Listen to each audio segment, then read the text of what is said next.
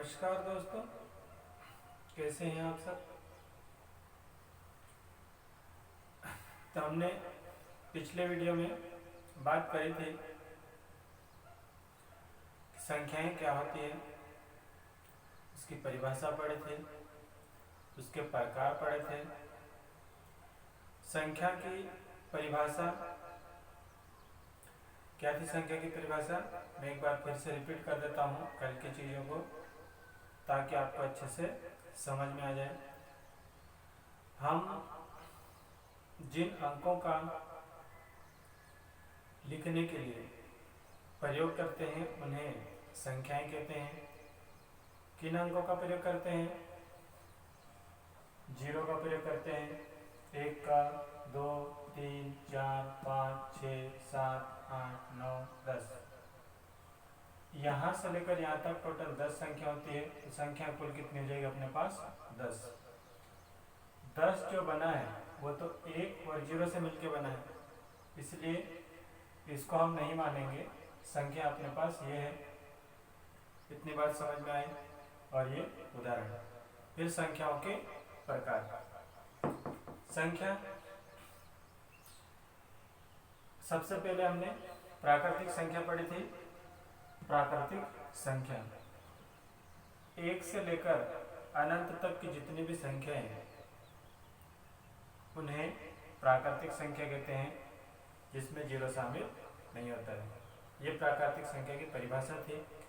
1 से अनंत तक की संख्या प्राकृतिक संख्या कहलाती है, जिसमें 0 शामिल नहीं होता है। उसके बाद में ये उसका उदाहरण हो जाएगा। एग्जाम्पल लिख के 1 से लेकर 1, 2, 3, 4, 5 डॉट डॉट अनंत तक कर देंगे। फिर अगला था अपने पास पूर्ण संख्या। पूर्ण संख्या में कैसे याद रखेंगे हम?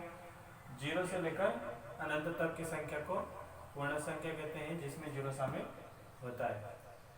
फिर बाद में पूर्णांक संख्या।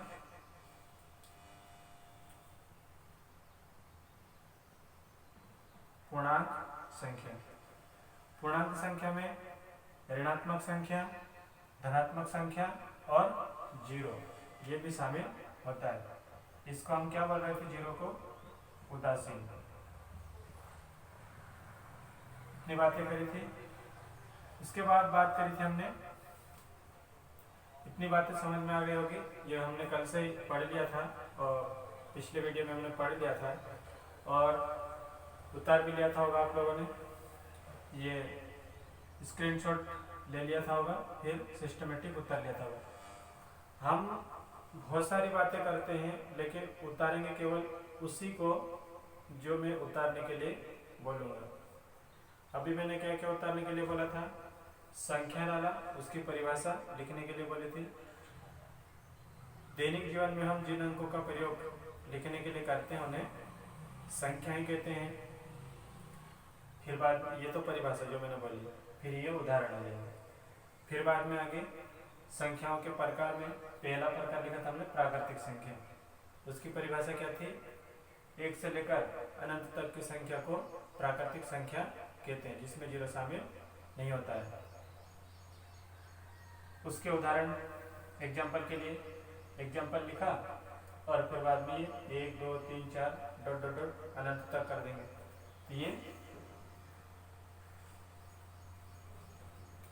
ये उदाहरण हो जाएगा प्राकृतिक संख्या के। ये प्राकृतिक संख्या का उदाहरण ये। फिर अगला पढ़ा था हमने पूर्ण संख्या। पूर्ण संख्या की परिभाषा 0 से लेकर अनंत तक की संख्या को पूर्ण संख्या कहते हैं, जिसमें 0 शामिल होता है। एग्जाम्पल 0, 1, 2, 3 यहाँ से लेकर ये पूर्ण संख्या के उदाहरण होंगे। फिर अगला था अपने पास पूर्णांक संख्या, धनात्मक, ऋणात्मक और शून्य। धनात्मक, ऋणात्मक और शून्य, इन सबको मिलाकर क्या बोलते हैं? पूर्णांक संख्या कहते हैं। उसके उदाहरण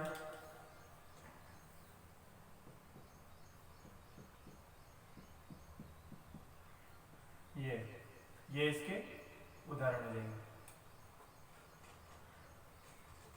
ये भी अनंत तक इधर भी आ जाएगा, अनंत तक इधर भी चले जाएगा, ये पूर्णांक संख्या हो जाएगी। उसके बाद बात करी थी हमने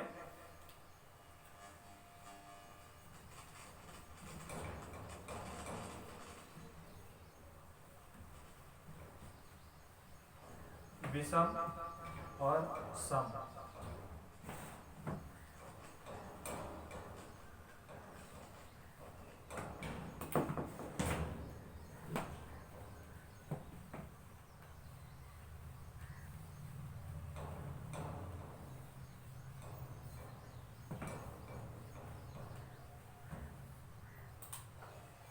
विषम संख्या की बात करी थी हमने। विषम संख्या किसको कहते हैं? ऐसी संख्या जिसमें 2 का भाग नहीं जाता है उसे विषम संख्या कहते हैं। उदाहरण लिखा था हमने 1, 3, 5, 7, 9, 11, 13, 15, 17, ये विषम संख्या थी। उसके बाद में बात करते हैं हमने सम संख्या। ऐसी संख्याएं जिसमें 2 का भाग चले जाता हो, पूरा चले जाता हो, उसको क्या बोलेंगे हम? सम संख्या। उसके उदाहरण लिखे थे हमने 2, 4, 6, 8, 10, 12, 14, ये सम संख्या के उदाहरण थे। अब आगे देखें हम, उसके बाद में हमने एक और चीज देखी थी, भाज्य संख्या और अभाज्य संख्या।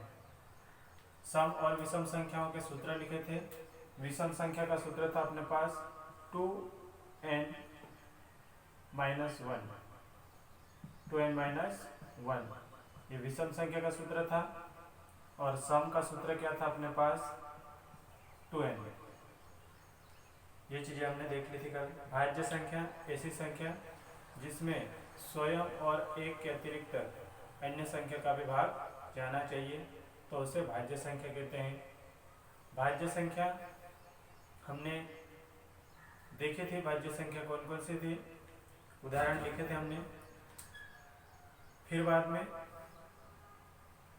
अभाज्य संख्या ऐसी संख्या जिसमें 2, एक तो स्वयं और एक इसके अतिरिक्त अन्य संख्याओं का भी भाग, अन्य संख्याओं का भाग नहीं जाता है, ऐसी संख्याओं को अभाज्य संख्या कहते थे। अब उसके उदाहरण लिखे थे हमने। अभाज्य संख्या कितनी थी? 15 थी। 1 से लेकर 50 के बीच में अभाज्य संख्याएं 15 थी।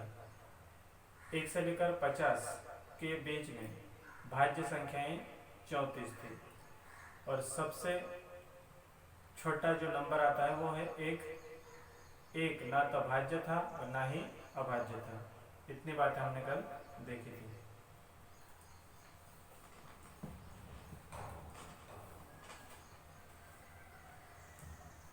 अब कुछ पॉइंट और पढ़ लेते हैं, फिर बाद में। ये पहले भाग की बात थी। आज देख लेते हैं हम जो बात कर रहे हैं आज है ये भाग नंबर दूसरा। ये दूसरा भाग है। तो शुरू करें हम आज अगली संख्या पद्धति में। अगला पॉइंट क्या है अपने पास? परिमेय संख्या। आज देखेंगे हम परिमेय संख्या।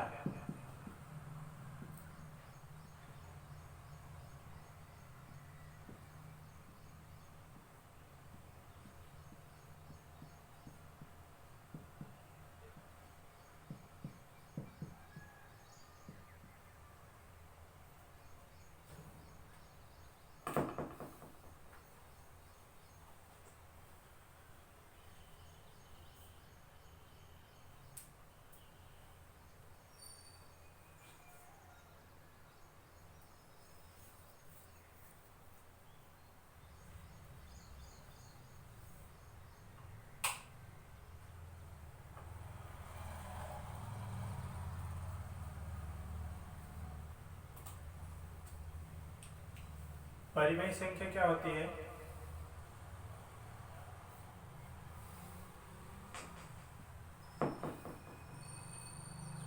परिमेय संख्या वे संख्याएं जिनको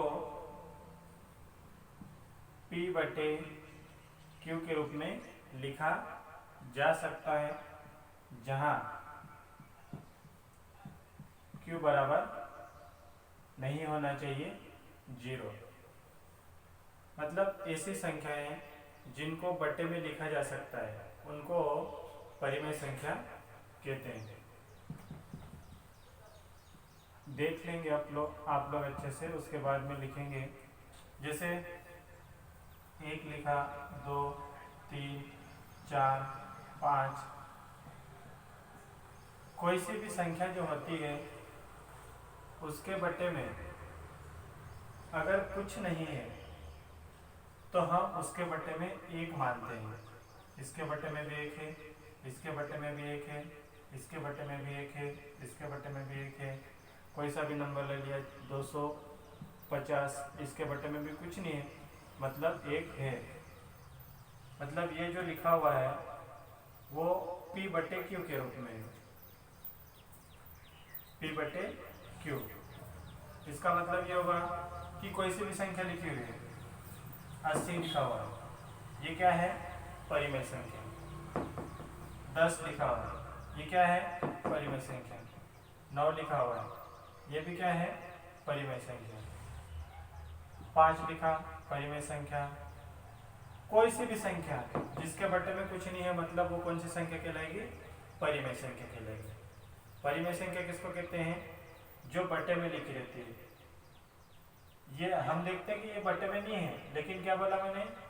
कोई सी भी जो संख्या होती है उसके बट्टे में अगर कोई नंबर नहीं है, इसका मतलब उसके बट्टे में 1 है। 1 है मतलब ऊपर नीचे संख्या है, मतलब बट्टे की संख्या कहलाएगी। और बट्टे की संख्या कहलाएगी मतलब कौन सी संख्या कहलाएगी? परिमेय संख्या कहलाएगी। तो परिभाषा कैसे लिखेंगे हम? मैं एक बार सुना देता हूँ, फिर बाद में फिर से परिभाषा बोलूँगा।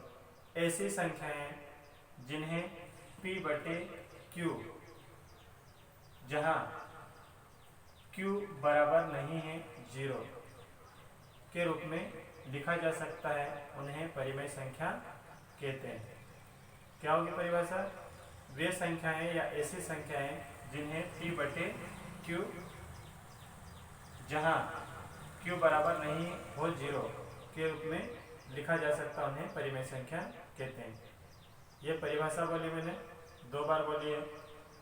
अगर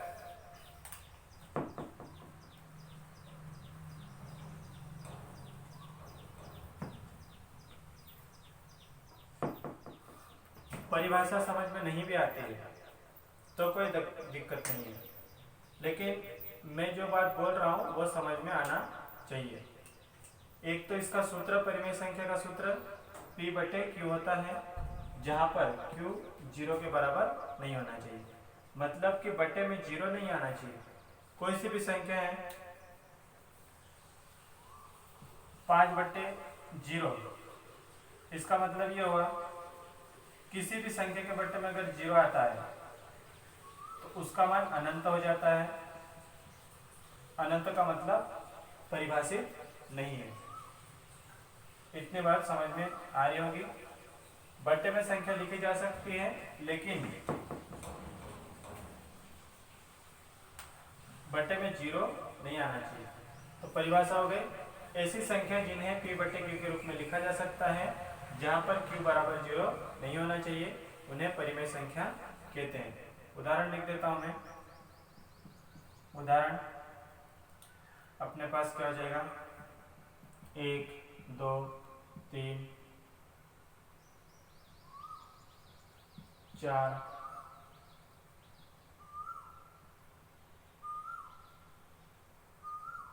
5,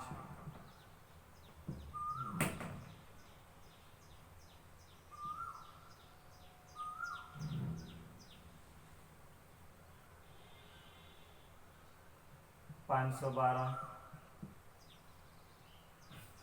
ये सब क्या है? परिमेय संख्या।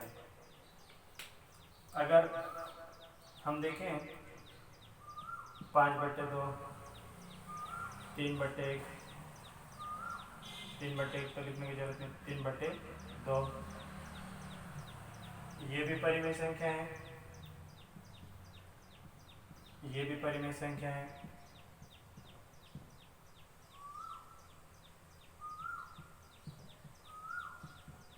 मतलब इस तरह की संख्या होगी वो भी परिमेय संख्या कहलाएगी, इस तरह की संख्या होगी वो भी परिमेय संख्या कहलाएगी। इस तरह की संख्या तो पी बटे क्यू के रूप में है। यहाँ पे जैसे देखें पी का मान 5 है, क्यू का मान 2 है, P Q P Q P Q, यहाँ पे सीधे सीधे नंबर है। लेकिन इसके बट्टे में कुछ नहीं तो एक मानेंगे, इसके बट्टे में भी एक एक एक एक, एक सभी के बट्टे में एक एक नंबर है, मतलब ये भी पी बट्टे क्यू के रूप में है। ये पहला प्रकार, दूसरा प्रकार, तीसरा प्रकार परिमेय संख्या का। ऐसे नंबर जो करनी के अंदर रहते हैं लेकिन वर्ग करने के बाद बाहर निकल जाते हैं, जैसे 25 का वर्ग 5 होता है तो ये परिमेय संख्या है।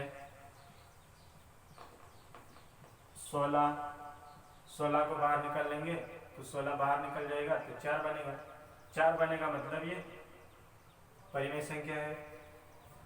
कोई सी भी संख्या ले ले, बड़ी से बड़ी, 625, 625 का वर्ग होता है, 625 को बाहर निकालेंगे तो 25 निकलेगा, मतलब ये भी परिमेय संख्या है। उदाहरण में इतने उतार लेंगे आप लोग। फिर भी चौथा उदाहरण यहाँ लिख रहा हूं। चौथा जैसे 225 बटे 144, ये परिमेय संख्या है। ये भी 225 का बाहर निकालेंगे वर्गमूल तो निकलेगा 15 और 144 को बाहर निकालेंगे तो निकलेगा 12, 15 बटे 12, मतलब ये भी पी बटे क्यू के रूप में है, मतलब ये भी क्या है, परिमेय संख्या है। बात समझ में आ गई होगी। बटे में रहती और देखिए हम 169 बटे 121, ये भी क्या है, परिमेय संख्या है।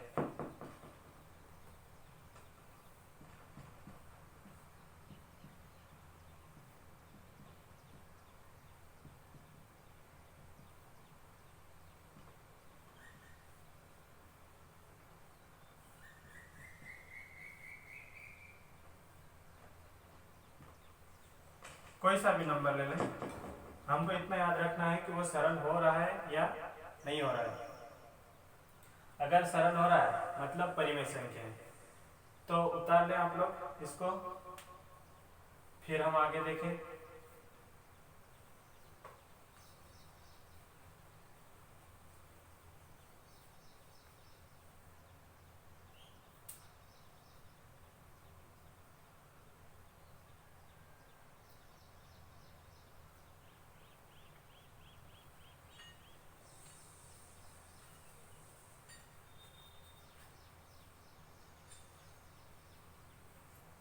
चलिए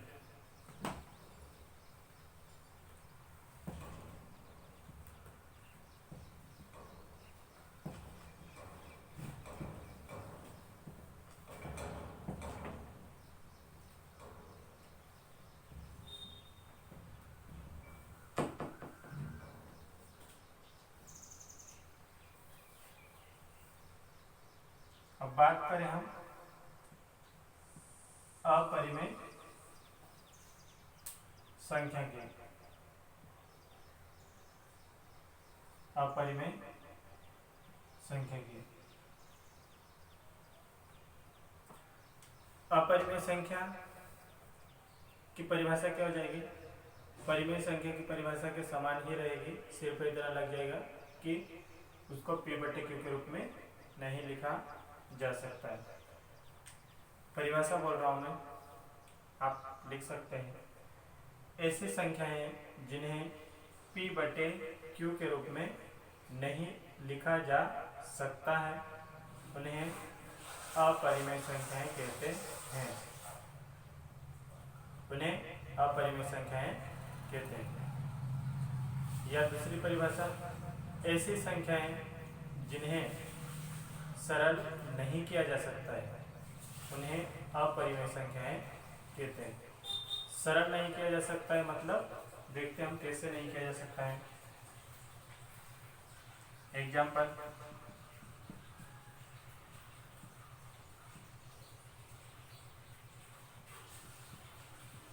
जैसे करणी 3, करणी 3 को हम हल नहीं कर पा रहे हैं। अगर करणी 4 होता, करणी 4 को हल करते बाहर निकल जाता तो कैसे हल करते, सबको अब पता होगा। 4 में 2 का भाग जाएगा, 2 दूना 4, फिर 2 एकम 2, तो इसको हम लिखते हैं 4 को 2 गुणित 2, ये जोड़ा बनेगा। एक जोड़े में से एक बाहर निकलता है तो कितना निकलेगा, तो इसलिए ये सरल हो गया, मतलब ये परिमेय संख्या है। इसके जैसा ये सरल नहीं होता है, इसलिए ये परिमेय संख्या नहीं है। ये कौन सी संख्या है, ये अपरिमेय संख्या है।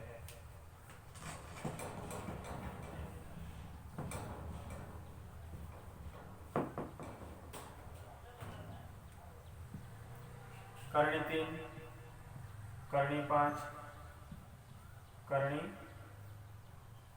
7, करणी 11, करणी 9 नहीं लिखा है क्योंकि करणी 9 सरल हो जाता है, 3 का वर्ग होता है, तो 9 को बाहर निकालेंगे तो 3 बाहर निकल जाएगा, इसलिए वो सरल हो जाता है। इसलिए वो कौन सी संख्या कहलाएगी, परिमेय संख्या। ये अपरिमेय संख्या के उदाहरण है। इसी के समान आगे बढ़े हम तो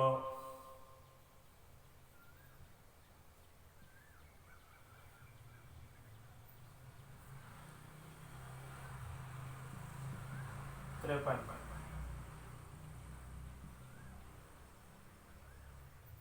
57, ये बाहर नहीं निकल सकते हैं। कोई सा भी नंबर हो जिसको सरल नहीं कर सकते हैं, करणी में आता है और सरल नहीं कर सकते, वो कहलाती है अपरिमेय संख्या। ये एग्जाम्पल में ये लिख लो, परिभाषा इसकी हमने बताई थी। क्या परिभाषा थी, ऐसी संख्या जिनको p बटे q के रूप में नहीं लिखा जा सकता उन्हें अपरिमेय संख्या कहते हैं। एग्जाम्पल,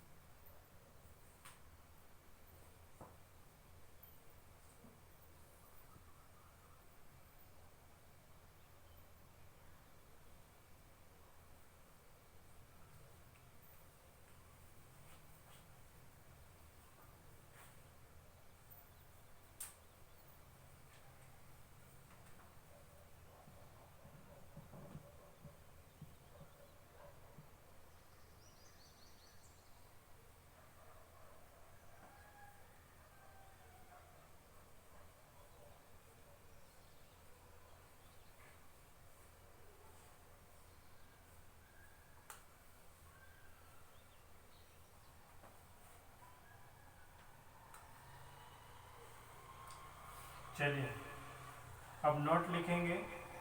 इसमें क्वेश्चन बनता है, नोट बना के याद रखेंगे।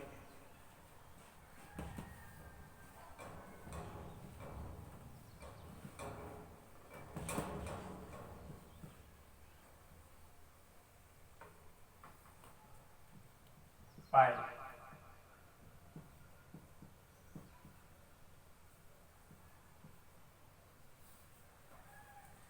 पाई एक अपरिमेय संख्या है।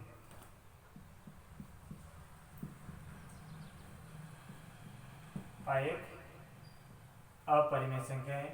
क्यों अपरिमेय है, क्योंकि हम इसको सरल नहीं कर पा रहे हैं, पाई को सरल नहीं कर पा रहे हैं, इसलिए कौन सी संख्या है, अपरिमेय संख्या है। नोट में लिख लेंगे, इसको याद रखेंगे। पाई अपरिमेय संख्या है। अगर पाई का मान परिमेय संख्या है, पाई का मान क्या है? परिमेय संख्या है। पाई का मान कितना होता है? पाई बराबर होता है 22/7। 22/7 लिखा मतलब पी बटे क्यू के रूप में लिखा गया है, इसलिए ये परिमेय है। लेकिन अगर केवल पाई पूछे तो पाई क्या है? अपरिमेय संख्या है। ये पहली बात स्टार लगा के लिखेंगे। दूसरी बात इसको भी स्टार लगा के लिखेंगे, लेकिन इसका अच्छे से ध्यान रखेंगे कि पाई पूछा गया तो अपरिमेय है, तो पाई का मान पूछा गया तो परिमेय है। ये अंतर है। पाई का मान होता है, कैसा होता है? परिमेय होता है, परिमेय संख्या है।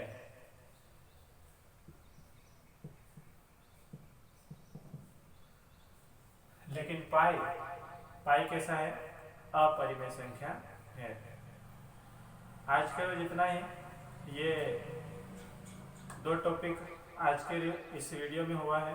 दूसरे भाग में आप पहला भाग और दूसरा भाग अच्छे से पढ़ लेना। मैं अगले वीडियो में पहले भाग और दूसरे भाग से संबंधित क्वेश्चन पूछूंगा और उनके जवाब आप लोग देना। अच्छे से पढ़ लिया होगा तो उनके जवाब फटाफट दे देंगे।